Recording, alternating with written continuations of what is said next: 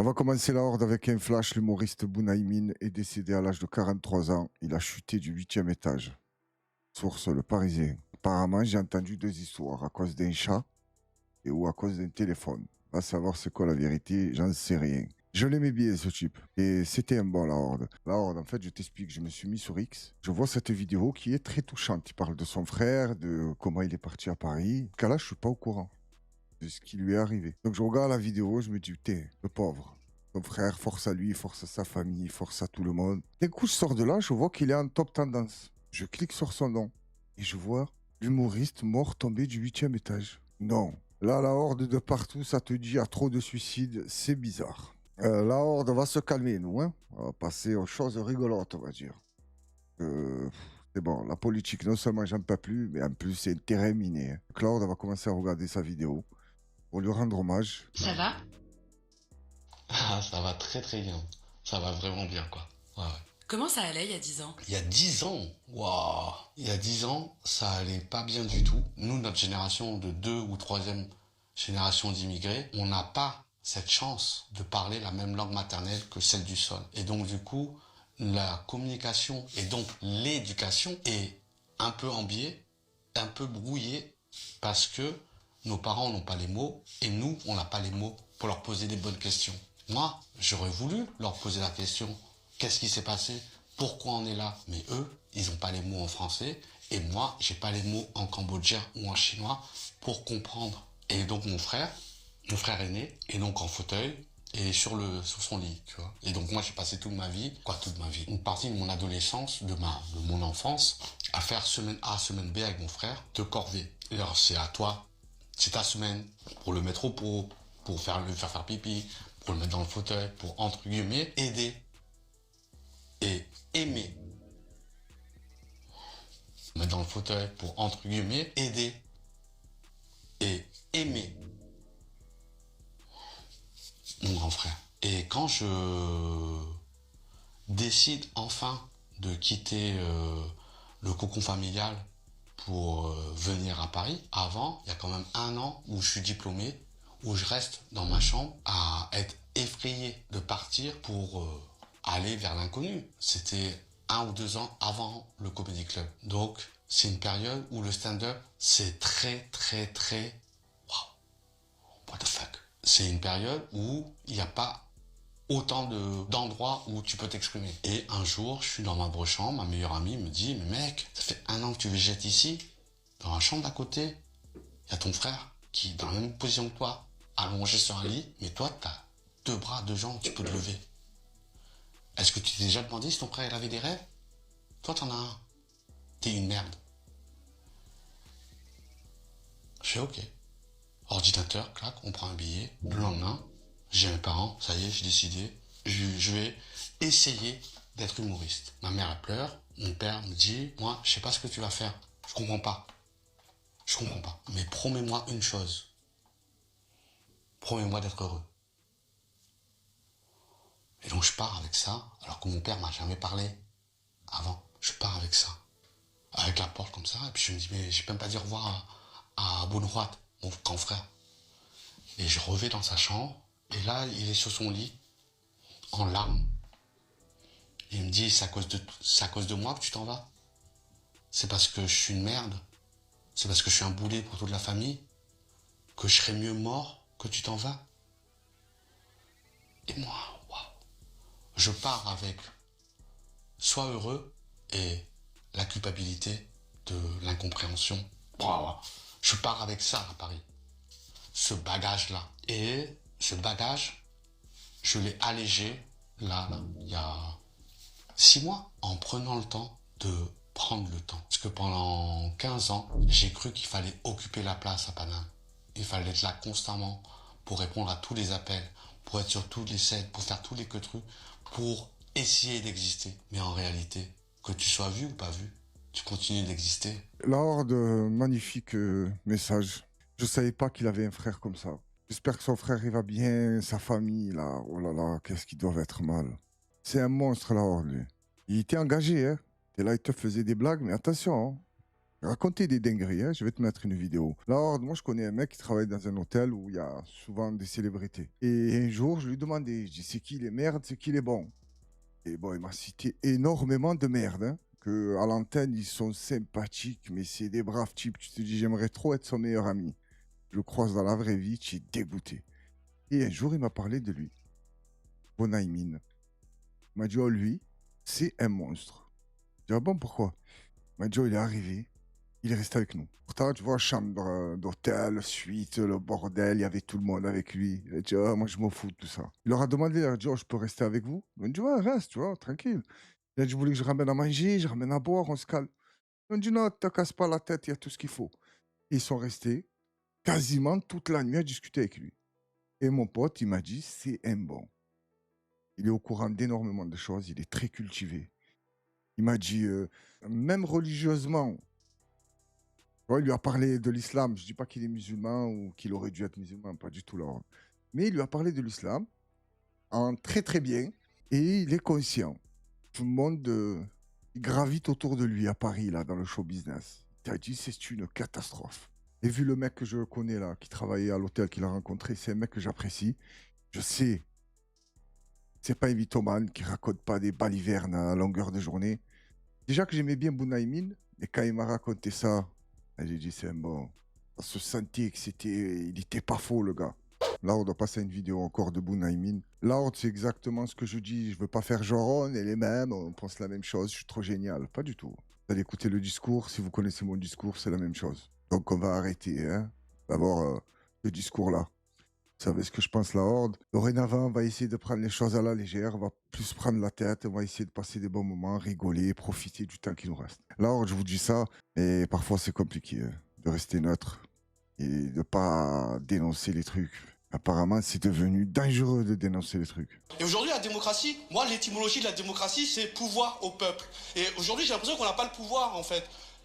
Moi, je suis un citoyen français. Tout le monde me dit, mais en Chine, vous n'avez pas le droit de vote. En France, on est mort pour avoir le droit de vote. Mais en Chine, ils n'ont pas le droit de vote. Ils sont 1,4 milliard. Le temps de compter toutes les voix, il y a un nouveau président, vraiment. Et puis ils ont légalisé le deuxième enfant il y a 3 mois, là. Il doit être 4-5 milliards aujourd'hui. C'est juste que ils savent qu'ils sont dans une dictature. Dans une dictature, c'est ferme ta gueule. Et aujourd'hui, dans la démocratie française, en fait, j'ai l'impression que c'est parle toujours mon huc est malade. Parle à mon cul, il y a un écho de ouf. Non, mais moi, je vous dis ça parce que on parle de l'Europe. Il y a 10 ans, moi, la dernière fois que je suis allé voter, c'était en 2005. C'était un référendum, là. On nous a tous demandé oui ou non. C'était une question simple. Oui ou non, on change la Constitution. Moi, je me suis levé un dimanche, je suis allé voter, j'ai mis non sur un papier, je l'ai mis dans l'urne. Et 54,8% de la population, on a dit non, et on est allé quand même. J'ai l'impression, en fait, que ce non-là, ce petit trou, c'était mon cul. Et on l'a mis comme ça. Et qu'aujourd'hui, ça fait 10 piges que je chie des étoiles européennes. Voilà.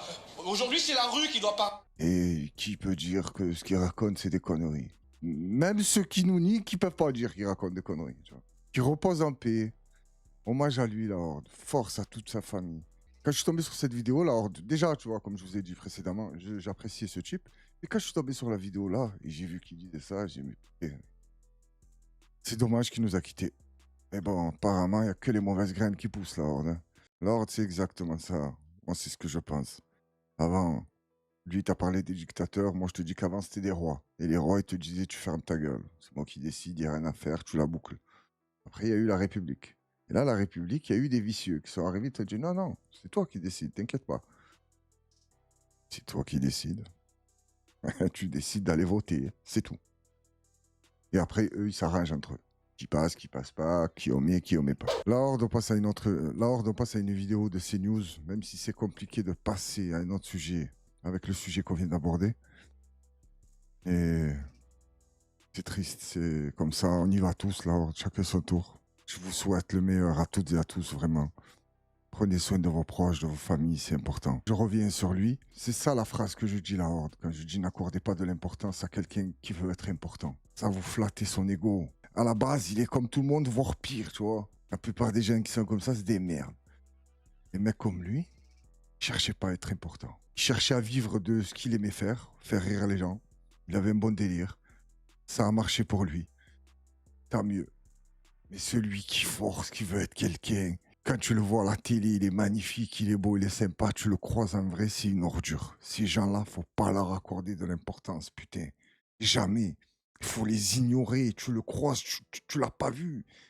Voilà, il prend un coup, là. Il se dit, putain, qu'est-ce qu'ils ont, les gens? Ils bandent plus sur moi? Non, les gens, ils bandent plus sur toi, non. Là, hors de passer à la vidéo, là, je te mens pas, je l'ai même pas vu. J'ai juste vu le titre. Bilal Hassani, apostat de l'islam. On va écouter les merdes qu'ils vont raconter. Allez. Comment avez-vous quitté l'islam du coup? Eh ben, vous voyez, c'est un très long processus. C'est-à-dire, vous avez des Alors, je sais pas pourquoi je dis Bilal Hassani. Il écrit Bilal Hussein. Désolé. Et c'est pareil pour l'autre. doutes tout le long de votre vie. Hein. Et en fait, en parallèle, vous avez l'endoctrinement, vous avez l'amour de votre famille, vous êtes triste de penser que vos parents se trompent ou vous mentent, ou que vos proches se trompent ou vous mentent. Et du coup, il y a ce conflit, d'intérêt finalement entre votre famille et votre rationalité. Et à un moment, il faut faire un choix. Et c'est ça, vous êtes pris en otage, il faut faire un sacrifice. Et je vous disais tout à l'heure, je débat tous les jours avec des musulmans, je débat aussi tous les jours avec des apostats. Alors, Parce que beaucoup d'apostats se sentent pris en otage. Ils ne comprennent pas. Ils doivent faire un choix qui, soit, par exemple, soit j'épouse un homme non musulman et je quitte ma famille parce que ma famille ne le supporterait pas, soit je fais semblant et je trouve un mari qui fait semblant d'être musulman devant ma famille. Voilà un exemple. Donc c'est très très difficile de quitter l'islam, surtout que c'est un sujet tabou. Majid Okacha était là la semaine dernière. Dans l'islam sunnite, l'islam que j'ai quitté, qui représente 90% des musulmans sur Terre, quitter l'islam, c'est la peine de mort. C'est la peine de mort. Hein. Les règles sont très claires, hein. Tout le monde les connaît. On vous donne 3 jours pour réfléchir et revenir à la raison. Et si vous revenez pas à la raison, c'est la mort. vous avez osé. Il faut. Vous savez, on est en France quand même. On a la chance que l'islam sunnite ne fasse pas loi. Et c'est pas que vous avez osé, vous êtes obligé, si vous voulez vivre une vie vous-même, être indépendant, vous devez choisir, soit sacrifier votre lien social, vos amis, vos familles, sacrifier aussi votre amour-propre, hein, parce que vous étiez très investi dans cette religion. Alors, j'ai pas compris ce qu'il fout là, en fait. Si l'islam sunnite ne fait pas loi en France, pourquoi tu es là à te plaindre? Quand tu es sorti de l'islam, personne t'a tué. Et je pense pas que ça fait 3 jours. Après, cette histoire de 3 jours, là, je sais pas d'où elle sort. Hein. Je connais un mec aussi qui est sorti de l'islam et il est virulent. Hein, lui, il cherche à faire sortir les gens de l'islam. C'est pas un choix, lui. Hein. J'ai un autre mec que je connais, quand il le voit, il me dit, oh putain, il y a l'ennemi de l'islam. Et lui, il est là, il y a personne qui veut le tuer. Hein. Et tu dis, ce que je fais moi, il y a 3 jours, sinon je fais pas marche arrière, je peux mourir. Je dis, qui est là, gros? Qui se raconte? Qui c'est qui veut te tuer? Tu vois pas, tout le monde s'en bat les couilles que tu es sorti de l'islam? C'est ton problème. Tu as décidé de faire ce choix-là. Voilà. Et qui s'en fout, nous? Et il est là, il te dit, non, mais ça c'est faux. Là, pourquoi il y a ça? Là, pourquoi il y a ça? S'il regarde cette vidéo, il va se reconnaître immédiatement. Parce qu'il n'y a que lui. Hein? Quand tu veux, tu viens de débattre. Hein? Non, là, alors, je débattrai pas avec lui parce qu'il est. Oh là là là, il est dur. Hein? Oh là là là là là là. Je sais pas si je débattrai avec lui parce que j'ai eu énormément de débats avec lui. On dure comme de la pierre, le type. Donc voilà, il a les mêmes arguments que lui. Ah, c'est une équipe, ils se sont fait un délire de dire ouais, si tu quittes l'islam, tu vas mourir. Mais ils quittent tous l'islam. Mais ils sont toujours là à dire je vais mourir, je vais mourir. Oui, ça c'est sûr qu'un jour tu vas crever, oh. Personne va te tuer. Hein. J'espère pour toi. Là, quand je suis tombé sur cette vidéo, c'est un truc de fou. Hein. Je sais pas si c'est une vraie ou une fausse. Bon, je pense que c'est une vraie. Et la vérité, elle le fait bien. Et regarde à quel moment elle va réagir. Celui qui a fait la vidéo, c'est un bâtard.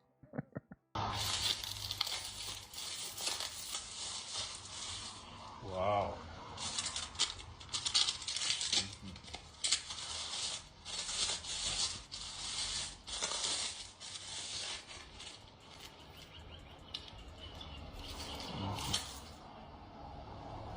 Okay. Hi, how are you? Alors, il a sorti l'alias, ça te l'a connecté direct à la main. Elle connaît ce bruit. Oh là, qu'est-ce qui se passe? Oh là, how are you? Là, on est d'accord que c'est une vraie, hein? Rassurez-moi. Commencez pas à me dire, oh, mais tu es con ou quoi? Tu vois pas que c'est une poupée? Ah non, c'est pas une poupée, c'est une vraie, t'offres pas de ma gueule. Mais elle a bien fait, j'ai bien aimé. Vous avez commis de tester la marchandise? La peau, les cheveux, il dit, oh, bonne qualité, ça. Allez, faut payer. Elle a sorti le bifton. L'autre, il a oublié de lui dire qu'elle se connectait comme ça. Là, on passe à une vidéo. Les Allemands et les Polonais ils jouent au ping-pong avec des immigrés afghans. 3 lipca, około pierwszej w nocy, most graniczny w Gobinie. Niemcy wychodzą za komisariatu, który jest zaraz za mostem i wyprowadzają migranta. Alors, je vous explique parce que je comprends le polonais. Là, il a dit migrante Afghanistante. Ça veut dire immigrant Afghanistan. Non, là, en fait, dans le titre, il y avait écrit les Allemands, ils ont sorti un Afghan clandestin du commissariat et ils l'ont mis sur le pont là, c'est leur frontière avec la Pologne. Et ils l'ont envoyé. Ils ont dit vas-y, barre-toi en Pologne. Sauf que en Pologne, la milice que je vous ai montrée dans la frontière, quand il est arrivé, il a dit tu veux quoi? Il a dit ouais, les Allemands, ils m'ont dit. Il a dit bah, les Polonais t'ont dit de faire demi-tour. Donc il a fait demi-tour. Et il fait que ça. Ils sortent du pont, gros. Après, tu vois, tu choisis à gauche ou à droite. Hein. Je pense que c'est mieux que tu restes à gauche. L'Allemagne, c'est pas plus sympathique, je pense, que la Pologne. Je parle en économie, en travail, tout ça. Après, j'en sais foutre ma rien. Là, on passe à une vidéo de Jordan Bardella. Pareil, je ne l'ai pas vu. J'ai juste lu le titre, il y avait écrit « Regardez le manque de courage à partir de la minute 43 ». On va voir ça. Là, j'ai avancé un peu parce que c'est pas possible. Hein. Pendant 1 minute 40, il raconte que de la merde. Donc, on va aller directement vers la minute 30 et on va voir ce qu'il raconte. Parce qu'elle dure 3 minutes, la vidéo. Et 3 minutes de Jordan Bardella, c'est violent. Hein. Extrêmement inquiétante, qui me fait plus penser à un pays comme la Russie qu'à une grande démocratie digne de ce nom comme la France. Vous dénoncez une opération politique. Qui est derrière, selon vous? En tout cas, il y a une volonté réitérée de mettre à mort financièrement le Rassemblement national. Je laisse les Français qui nous écoutent ce soir en tirer les conclusions. Mais j'ai un... Voilà, je laisse les Français, tu vois. Moi, je me mêle pas. Non, non. C'est moi qui me plains, mais je laisse les Français deviner c'est qui. Faut voter Bardella, la horde. Oui. C'est un bon, tu vois pas. C'est un bon, il est courageux, il parle bien, il est jeune, il n'a rien fait de sa vie. Faut voter pour lui. Apparemment, Macron aussi, il était beau, il était jeune, je sais pas quoi, on a voté pour lui. On, attention quand je dis on, hein. Pas compris. Je me considère comme un mouton, comme les autres. Là, c'est lui, c'est le nouveau Macron. En plus, wow, l'autre c'était le Mozart de la finance, lui, je sais pas, c'est le Mozart de quoi? Du bégaiement, de pas de conviction, de il prend pas parti, je sais pas. Un peu le sentiment, comme beaucoup de Français ce soir, que dans la France d'Emmanuel Macron, mieux vaut être trafiquant de drogue qu'opposant politique. Ça veut dire que le pouvoir actuel est derrière l'opération que vous dénoncez? En tout cas, nous subissons depuis plusieurs mois et depuis plusieurs années un acharnement politique comme aucun autre mouvement politique ne subit un acharnement. Et encore une fois, rien ne justifie que l'intégralité des données, de la comptabilité, des fichiers de mon mouvement politique se retrouve ce soir entre les mains d'autorités tierces. Vous allez... Donc la horde, il a envoyé le petit Macron à la fin. Ça va, tu vois, pendant qu'il parlait, il réfléchissait, il s'est dit putain.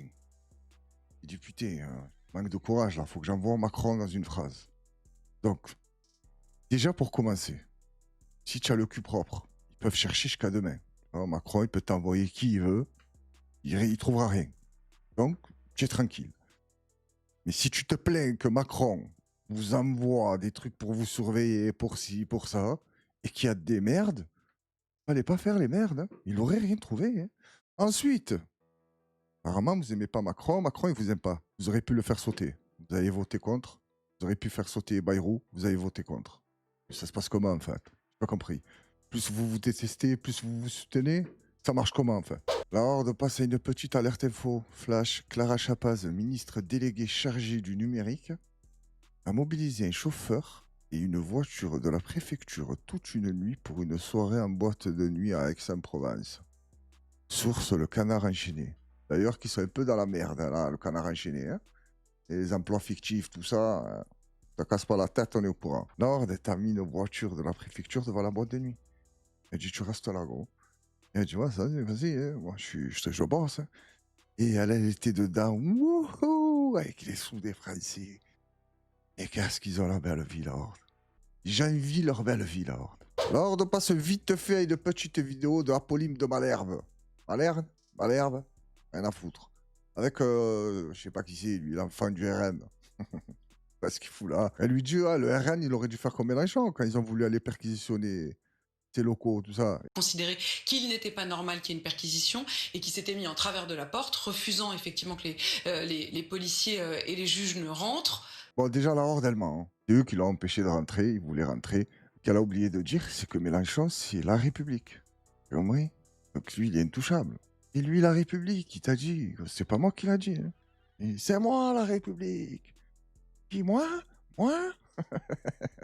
Oh, il me régale quand il se chauffe. Ne me touche pas! Et l'autre à côté, ne le touchez pas! Ne le touchez pas, ne le touchez pas, gros. Te l'ont maltraité quand même, hein. Chacun son tour, la Horde. C'était la LFI. À l'époque, je ne sais même pas si ça s'appelait comme ça. Et là, c'est le RN. C'est quand le tour des macronistes? Bon, parce que là, gros, les juges vont avoir du boulot. Et j'ai rien dit, la Horde. Ah, c'est pas vrai. Les macronistes, ils sont clairs, c'est carré. Et un bien pour la France. La Horde va se quitter avec cette jeune femme. Elle m'a fait de la peine, la pauvre. Ceux qui ont une bonne santé, la Horde, prenez soin de votre santé. Et prenez soin de la santé des gens qui vous entourent.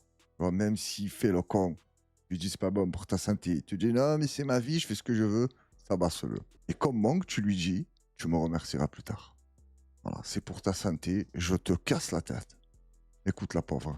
Montre en fait la vie qu'on a, parce que vous pouvez pas le deviner qu'on vit ça, nous. En gros, vous expliquer, ça bug de fou, et il envoie les mauvaises informations à ma pompe. Ce qui fait qu'il m'injecte de l'insuline en trop alors que j'en ai pas besoin. Ça arrive, c'est comme ça, c'est des bugs, tu vois. Parce que nous, notre pancréas, il a décidé de faire the bee. D'accord, la Horde, je connais pas de quoi elle parle, mais quand elle te dit c'est comme ça bug, non, faudrait essayer que ça bug pas. Je sais pas qui fabrique ces merdes là. En plus, ça doit pas être gratuit ces trucs, hein. Ça doit coûter une fortune. Même si c'est la sécurité sociale qui te rembourse, c'est pas ça que je te parle. La sécurité sociale, elle le paye bien. Et avec quel argent elle le paye? Donc ça doit coûter une tonne. Celui qui t'invente ça, il est gavé. Et ça bug. Non, faut pas que ça bug. Là, c'est la santé des gens. Bon, après, là, je suis en train de te faire le mec innocent. Genre, ils se préoccupent de la santé du peuple. Putain, qu'est-ce qu'ils en ont rien à foutre. Ça bug ou ça bug pas. Puis crois-moi, le type qui vend ça, là, dans sa Ferrari ou je sais pas où il est, ah, c'est pas son problème que ça bug. Lui, la Horde, quand l'argent il rentre, ça bug pas du tout, crois-moi. Technologie qui bug ça, mais un jour, ça me dégoûte, en fait. Mais c'est pour me resucrer, sinon je fais un coma. Premier degré, c'est de la torture. Tout ce que les gens voient, c'est juste oh, on a un capteur, on a une pompe, ah super, tu vois. On a une maladie qui nous rend fous, frérot. Au lieu de dormir, je vais me piquer le bras.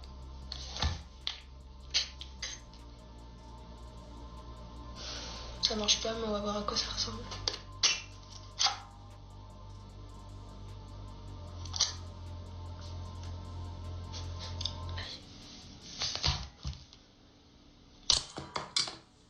Oui. Je suis fatiguée, frère. Tous ceux qui ont une bonne santé, je vous jure, vous avez trop de la chance. Oh, vraiment, je vous envie de fou, frère. Force à elle, hein. Et rassure-toi, ceux qui ont une bonne santé, ils en ont rien à foutre. Ils y font pas attention. Quand ils l'ont plus, là, ils commencent à se dire putain, c'est la merde. Et quand tu es en bonne santé, je fais pas attention à la Horde, je parle des gens, c'est pareil. J'essaye plus ou moins de faire attention, mais on l'a. Donc on en profite. Quand on l'a plus, on se dit merde. Force à tous les gens qui souffrent de cette maladie, force à tous qui ont une mauvaise santé. Je vous souhaite le rétablissement, mais à 1000%. La Horde, je vais vous souhaiter une bonne soirée à toutes et à tous. Prenez soin de vous, personne ne le fera pour vous. N'oubliez pas, n'accordez aucune importance à des gens qui cherchent à être importants. Merci à vous, force à la Horde et à très bientôt. J'ai tué ces gars parce qu'ils étaient immondes. Tout le monde est vraiment immonde à l'heure actuelle. Il y a de quoi rendre fou la terre entière. D'accord, alors c'est ça, vous êtes fou. C'est ça votre défense pour le meurtre de ces 3 jeunes hommes? Non. C'est que même sous la menace d'une arme, ils continuaient de chanter faux. Oh, pourquoi tout le monde se lamente autant pour ces gars-là? Si c'était moi qui agonisais sur le trottoir, vous m'auriez simplement marché dessus. Je passe devant vous chaque jour, vous me remarquez pas. Mais ces gars-là, enfin parce que Thomas Wayne est allé pleurer sur leur sort à la télé... Vous êtes remonté contre Thomas Wayne aussi. Oh que oui.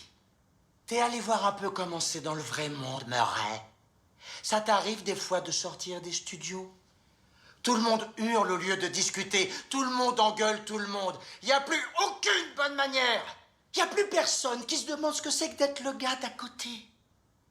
Tu crois que les types comme Thomas Wayne, ça leur arrive de se demander ce que c'est que d'être dans ma peau? D'être autre chose que ce qu'ils sont? Absolument pas. Tout ce qu'ils se disent, c'est qu'on va rester à notre place et encaisser comme des bons petits gars et qu'on va pas devenir fous furieux comme des loups-garous. Vous avez fini? C'est facile de s'apitoyer sur son sort, Arthur. On dirait que vous vous cherchez des excuses pour avoir tué ces 3 jeunes. Et il est faux de dire, croyez-moi, que tout le monde est immonde. Tu es immonde, Murray. Moi, je suis immonde. Ah, en quoi je suis immonde? Passer mon sketch. M'inviter dans ton talk show. Dans le simple but qu'on se moque de moi. Tu es exactement comme tous les autres. Tu ne sais strictement rien de moi, mon gars. Regarde ce qui se passe à cause de ce que tu as fait. Les conséquences, c'est l'émeute d'or. Il y a 2 policiers dans un état critique et toi tu ris, tu ris. Il y a eu un mort aujourd'hui à cause de ce que tu as fait. Je sais. Tu veux une autre blague, Murray? Non, tes blagues, on les a assez entendues. J'obtiens Non, quoi? merci, ça si ira. tu croises un Assez animé entendu tes mental blagues et comme ça, c'est solitaire bon. avec une société qui l'abandonne dans son coin et le traite comme de la merde, Appelle la police. je vais te dire, moi, ce que Appelle la t'obtiens. police. T'obtiens ce que tu mérites, enculé.